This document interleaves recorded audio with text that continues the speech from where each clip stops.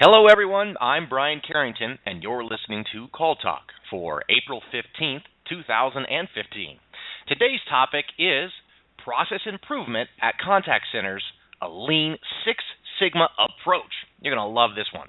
Now, if you're listening live, I want to invite you to be a part of the show, and it's real easy. You can ask questions and even get on the air, but here's how you do it. Number one, you can obviously call in, and the phone number is here, 347-857-3117. Now, when you call in, hit the number 1 on your phone. Let me know that you have a question, and I'll be sure to get you in. Now, probably the most common way is to email me your question, and you can do that at brian@benchmarkportal.com. That's spelled out BRIAN at benchmarkportal.com. Of course, I want to remind everyone, all of our shows are archived and available to listen to at your convenience on our website, benchmarkportal.com, of course, any time of the day. Find your way to Call Talk, and we have many, many different shows and topics that hopefully will help you with your schedule and day. Now, let's go ahead and jump right into today's show, and let me introduce the host of Call Talk, Bruce Belfiore.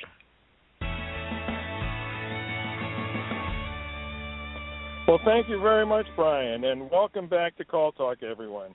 You know, customers are demanding more efficient and effective service from contact centers throughout all industries. We're seeing this continually.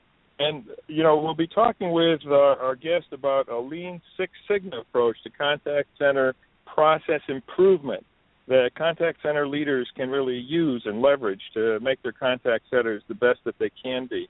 And joining me today from the part of Benchmark Portal is Amy Novak, who is going to be helping with the interview of our guest. Amy, how are you doing today? Hi, Bruce. I'm doing well. I'm delighted to be here, as well as to have the opportunity to speak with Walt again. He is quite an entertaining gentleman.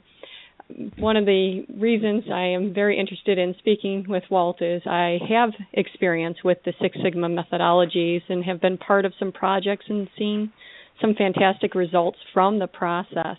So I look forward to some of the additional insights Walt will be sharing with us today. Yes, absolutely. I'm looking forward to it, too. And I can mention that we really did take the show on the road this week. I'm down near San Diego. You're in Michigan, and Walt is up in Northern California. So we're doing a good triangulation here. Well, you know, we wanted to talk a lot more about the Lean Six Sigma approach to contact center process improvement. And as mentioned, we brought in a real expert on the topic, Walt Sweeny, who's a call center AVP. Welcome to the show, Walt. Thanks, Bruce. It's great to be here. Okay, great. You know, Walt has been in the contact center business for over 16 years. He's currently an assistant vice president with Provident Credit Union in Redwood Shores, California. And previously, Walt had contact center assignments with Greater Bay Bank, which is a subsidiary of Wells Fargo, and AT&T Broadband. And he received his master's in business administration from San Francisco State University. And Walt is also a Lean Six Sigma Green Belt certified. And he serves on the Northern California Contact Center Association Steering Committee, resides in the San Francisco Bay Area, and is married with 3 daughters. So we're really delighted to have you with us, Walt. And, you know, the Six Sigma area is one that is really, I think, fascinating to a lot of people.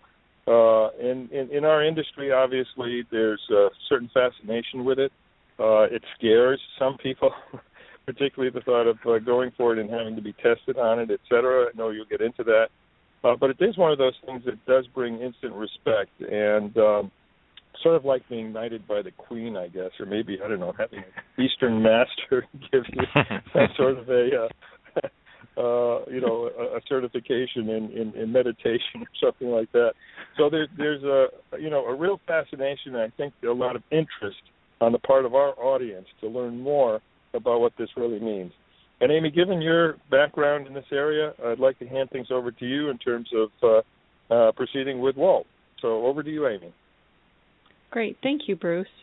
Actually, Walt, with that experience of Six Sigma, and also as Bruce mentioned, the methodology or even the concept of Six Sigma within the call center arena can be quite scary to some of the folks because Six Sigma is more commonly seen in the automotive industry and or true production line industries because of the data and the measurements and the processes. But what I have seen experience-wise is Six Sigma, the process itself, it's working together to drive that improvement. And part of what's driving that improvement is the communication and the full cycle of all the areas that would be interacting directly or indirectly with the call center are helping to drive those improvements. So I'm hoping that you would be able to provide me, as it relates to Six Sigma, the definition of that Lean Six Sigma, or what is the definition of Lean Six Sigma?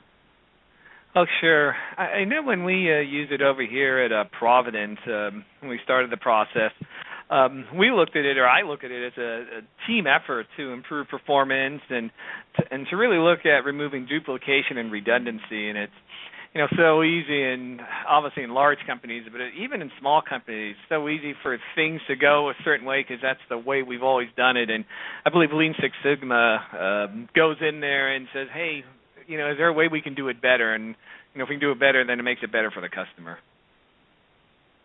Exactly. In my experience, it is a customer-focused, complete approach aimed at improving how we think, we create, and we do things within our relentless search of, profitability, growth, customer satisfaction, even employee morale.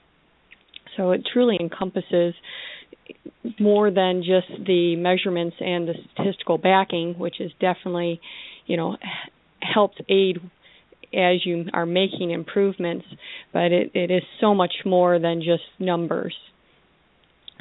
So understanding there's more than numbers, could you potentially provide some of the steps within this Lean Six Sigma approach? Oh, sure. It's a 5-step approach that we've been following, and there's an acronym to it. I guess you pronounce it DMAE for lack of better pronunciation, but there's 5 different areas to look at, and the first one is define. And the things we looked at on there was, if we're going to define, is the issue that we want to work on a priority? There's probably a lot of projects to work on, but is this one that's really going to help our call center? So that's the first thing I looked at on there, and really in that whole define stage to really clarify the goal and benefits to customers, or is it going to increase profits, or as you mentioned, improve employee morale? So define, just the critical first piece of the whole process. The second piece is measure. And in terms of measuring on there, have we identified the data that we need to confirm that this is an opportunity that we can make something better? And, how do we get that data? I mean, there's one thing to come up with a reason we want to go ahead and fix something on there. It's like, well, yeah, geez, but we got to have data to, really analyze to fix it. And we have a saying around here, it's just an opinion unless we have data to back it up. So for the measure piece, data is just critical. And that honestly helps with that separation. When we're looking at data, it separates what maybe we're truly thinking is happening from what is really happening. And so it helps centers as well as, industries that are performing the Six Sigma methodology and philosophies to establish that baseline of performance. So when everyone thinks of data, they're like, oh, data, but it truly gives you that, baseline for that performance. So I just wanted to interject there really quickly. Yeah, couldn't agree more on there, too. And I think we've all been in meetings before where it's like, well, yeah, it sure sounds like a good idea or a good opinion. But, again, we really need to have data to back it up and just sort of validates what we want to do, going back to the define stage, too. Mm-hmm. The next piece in our 5 steps is our third step, which is our analyze step. And I enjoy this step because when we're looking to analyze to try and solve a problem is, should we go ahead and use the Lean Six Sigma piece to solve the problem, or maybe there's a quick fix out there that we can fix it with? We have ready available data, and God, geez, everybody's agreeing around the table, and customers saying, yeah, you folks should be doing this. So finding out if it's worthy of a project to really get into or a quick fix is important under the analyze piece. And I think on the analyze piece also, and you may have found this also, Amy, is it really determines those root causes. Say, hey, we've got the data, so what is really causing this thing so we can really take a look at it? Exactly. I'll never forget my, previous life. I had a Six Sigma black belt who was my boss, and she was famous, quantify. So it was identifying those root causes, and that will, I think, be ingrained in my mind till the day I, decide to part here. But yeah, quantify, the analyzing part is very important. Yeah, I agree. The fourth of the 5 steps is improve on there, and what I like to think of it on there also is if we done some best practices or assessed what we could do to improve the situation. I mean, that could be the thing we probably all learned in business school. Did you brainstorm in a room? Did you get feedback from other interested parties? Did one of those things? Did we talk to our customers, for goodness sake? I mean, and trying to improve on there and really make it a better experience for them.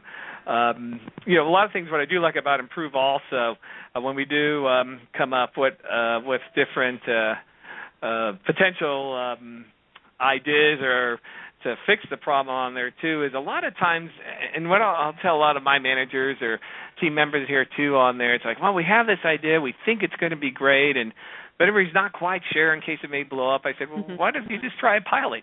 I wonder if the thing about the pilot, try it for 30 days. If it doesn't work out, he said, well, yeah, it was a pilot, it didn't work out, and you can try something else. So I think piloting is important too, and I don't know if you've done a similar piece on that also. Yes, we have in projects I've been in previously as they surrounded the Six Sigma approach. Piloting was half of the process, or a part of the process, I should say, because we're selecting it, we've designed it, now we're going to try to implement this, and we want to implement something successfully. So if we pilot it to ensure that successful implementation, then we can drive that solution.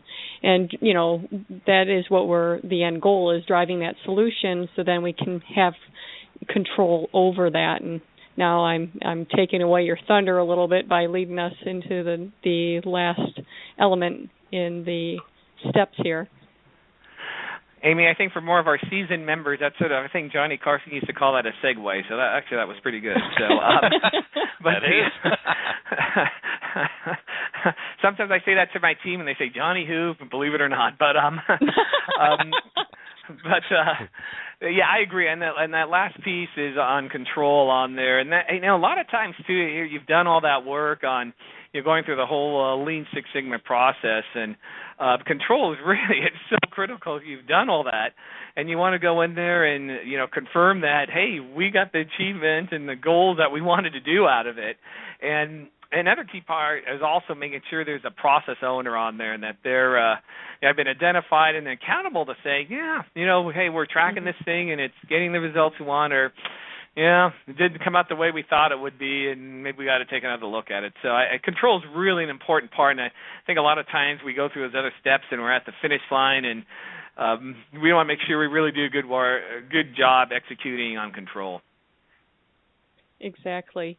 And, one of the things that comes to mind as you're sharing these steps and the memories that are being jogged as a result of going through this process yet again is, some of the more simplistic ways that we use to help share this information with those staff members and or team members that would be joining us through this process that may not have had as much knowledge on the Six Sigma methodology. And it's, looking at, everyone hears the buzzword low-hanging fruit or your ground fruit.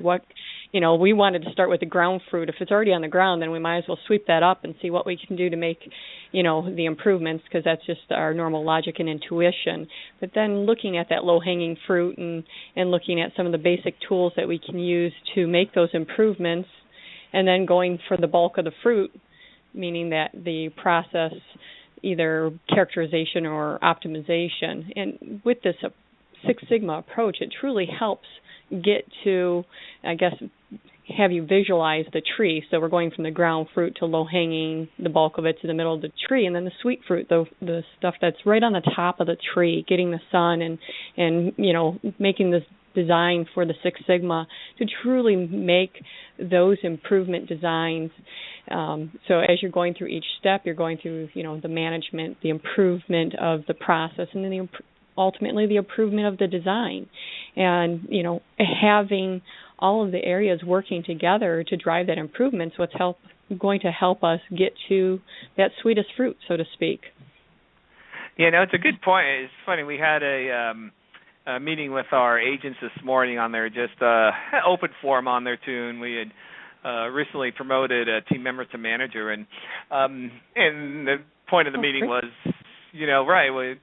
sort of get to know your colleague as a manager now, and also talk about what we can do to make things better. And there are roughly 8 or 10 different potential process improvements. And I was saying after the meeting also, well, you're probably not going to get 8 or 10 done by next Wednesday, but maybe we can take a look at 1 or 2 that we can report back to. And if the agents and the team members know that you're listening to them, you're going to be a hero. So I would completely agree with you, especially on low-hanging fruit, on things we can get some wins early. Exactly. And I hate to keep bringing up, but with past experience, I have seen and been part of the process that has helped drive consistency, and that's not only within the call center arena, but in multiple industries. Companies are looking to drive consistency to optimize their people and their processes. And it has also opened up the, communication forum as it relates to not only interdepartmental, but the departments working directly or indirectly, and in this realm here with the call center. So, understanding that, how would you say has the Lean Six Sigma helped your call center? For us, it's really, I focus on those processes that help us to prepare for events that could impact our members.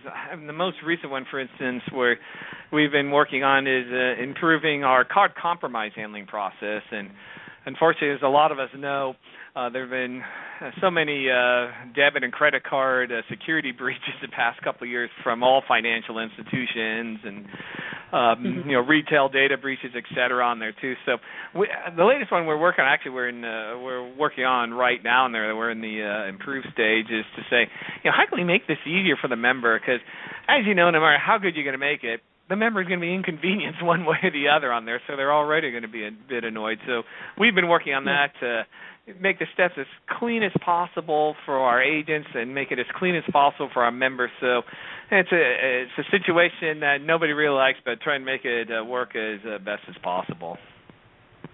Well, that's 2 very important things that you bring up, where this process has helped your center customer journey. Hearing that quite a bit now within the call center industry, as well as the customer and agent efforts. So those are truly 2 big main components that this, Lean Six Sigma could help make improvements within centers. I agree. Yeah. This is Bruce again, and I was just thinking of a couple of things that could be injected here too, if I might.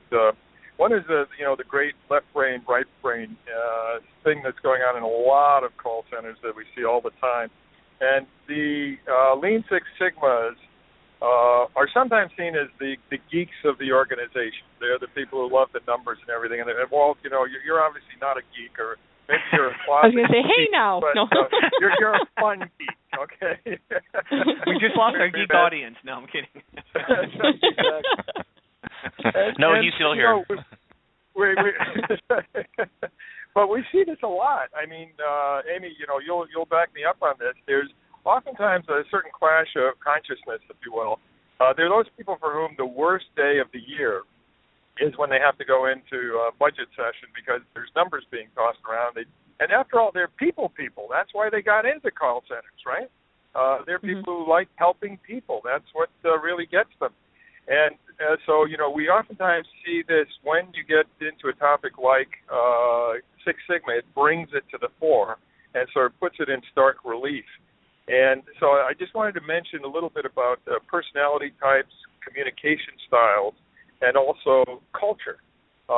Because those who are listening now and they're wondering, how they might do this and enact this and actually bring this into their call center, or they're chafing at the bit and wonder why everybody isn't listening to them when they want to do this, or they're a little bit scared of this because they're the more the communications type and not the numbers type.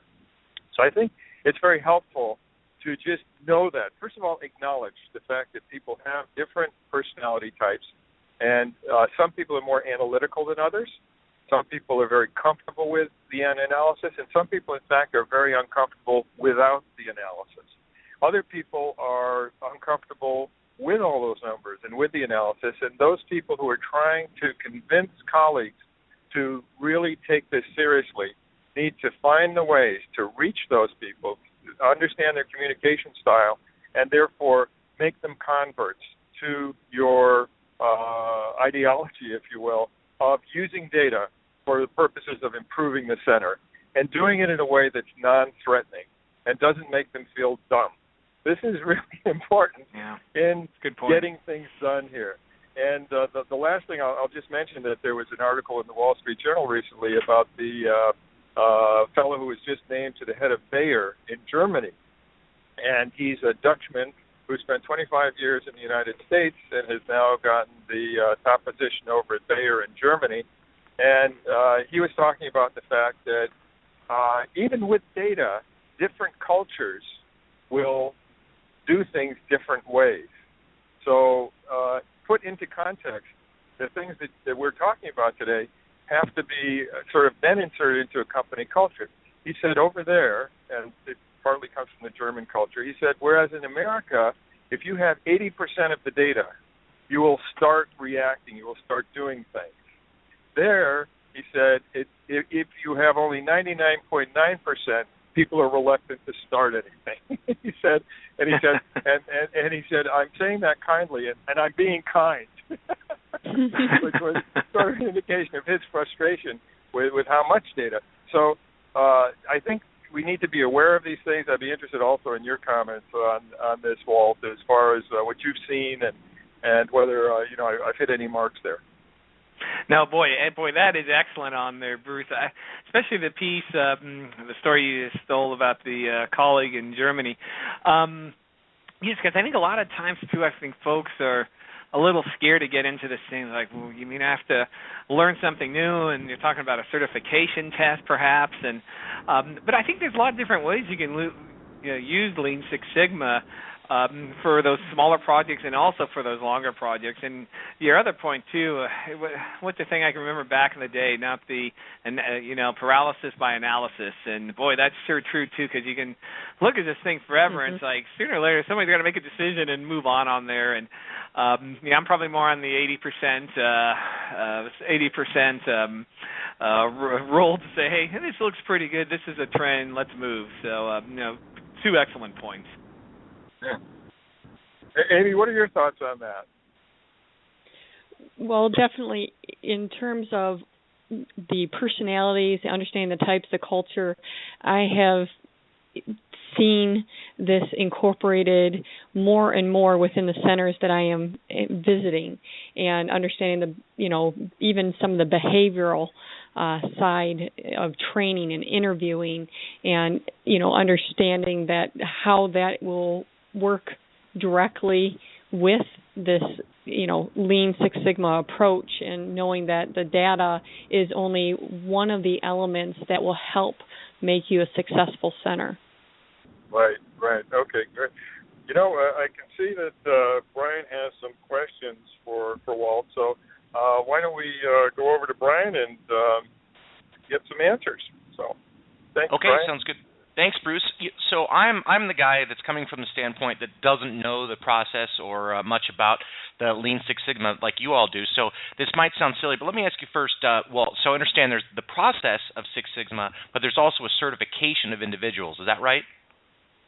That's correct. If folks wish to be certified on there, there's various and sundry levels they can be certified at on there if they want to take it there. And, quite frankly, it's a great, learning and educational experience, but frankly, it's a resume booster for a lot of people also who realize, boy, I have a passion for this. Okay. Thanks for that. Then it's kind of a preface for the first question that we have from Cecilia is, and I'm assuming that you have a team there, and maybe not everyone on the team is familiar with this process or certified themselves. So good question. And our question is, how were you able to get team member buy-in on the process, and of course, especially if they weren't already familiar with it? Right, exactly. What we did over here at Provident Credit Union, we had tackled projects that touched a lot of different departments on there, whether it was improving mortgage funding times or hiring new team members, turnaround times on there, where, in a way, a lot of departments may have a hand on that. So we just worked across departments, and we did have a master black belt work with us as a consultant, and that really was helpful as we began the process, and we're sort of understanding, even trying to understand the definition of Lean Six Sigma. Okay, gotcha. And then this is kind of a follow-up to that question from Evelyn. Maybe you could share with us what's the most important tactic in making the process work. Did you have any hints or any experiences that we could share with our listeners that really helped the process work? No, exactly. We held consistent meetings, and we just ensured that all team members had a role in developing and implementing the plan. And we were very specific, even as part of the Lean Six Sigma process. When we see the agenda sent out earlier, hey, this is a time we're meeting. We were not going to meet any longer than this. This is what our goal for this meeting, and here's who's accountable for what. So we just kept it very succinct, very timely, and kept everybody on a path so we can solve our different issues we were looking at. Okay, very good. Thanks. And then kind of getting back to the side of individual certification, so you're a green belt, and then Amy, you're a white belt? Well, it's green belt? A white belt certification, and yes. Okay. So my question maybe to both of you is, how hard is the test? And how much studying or preparation do you need to prepare for it? Well, I know for me on there for the Lean Six Sigma Green Belt certification, I probably put in 24 to 30 hours of my own time for it. And, it's one of those things where that was me on there too. Some people are probably better test takers on there than I, but because we were doing sort of a two-pronged attack. We wanted to do real-life Lean Six Sigma and how you use it daily, so it really means something tactically. And then with being certified on there, since it's more of a test on there, and there are certain questions that you had to answer, that took more time away studying on there, so you were prepared for that. So we, at least here at the credit union, we did, hey, here's how you can really help you in real life, and hey, if you want to also be a certified green belt, here's a test for it, and you sort of really get into more of the material. Okay. How about you, Amy? And for what I had, Brian, our company put together a white belt certification, which is nothing more than having the respectable understanding of the methodology, when to apply, and be able to speak about the process somewhat educated when you're having a conversation and sharing when maybe things should be applied and or not. So the white belt was more of a certification created for our company and our center at that time, but I know just based off of the experience with the green belts that I did work with, in addition to the black belt that I worked for, it was hours of study time in order to complete that test. Wow, interesting. So it's not very easy to attain, but definitely worth the effort. We don't usually tout that we are recommending certain processes or things, but I think once they hear this, Lean Six Sigma might owe us some royalties after this show. Yeah, I think everybody's got a little bit of Six Sigma envy at this point. So that's yeah. Okay. That's all the questions I had so far. Bruce and Amy, you want to add anything else? Walt, did you have anything? No, it's been wonderful to chat with all of you and at least get the word out about Lean Six Sigma. Yeah, no, it's perfect. And we're right here at the bottom of the hour, so that was really good, very, very meaty. So thank you very much, Walt. We really appreciated your coming on. And Amy, as always, a pleasure. And thank you very much, Brian. And thanks to all of our Brian. Thanks, guys. You guys are so nice.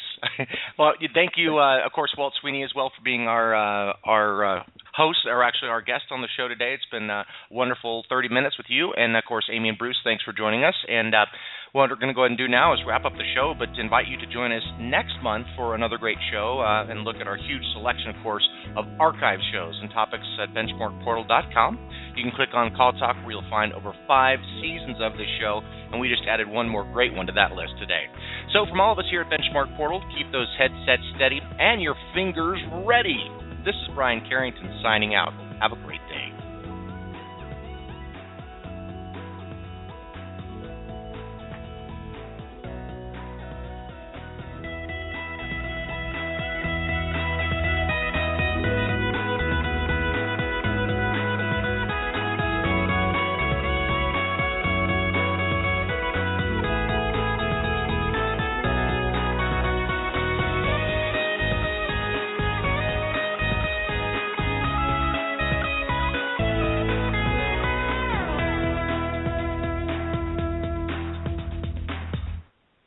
That's a wrap. Take care.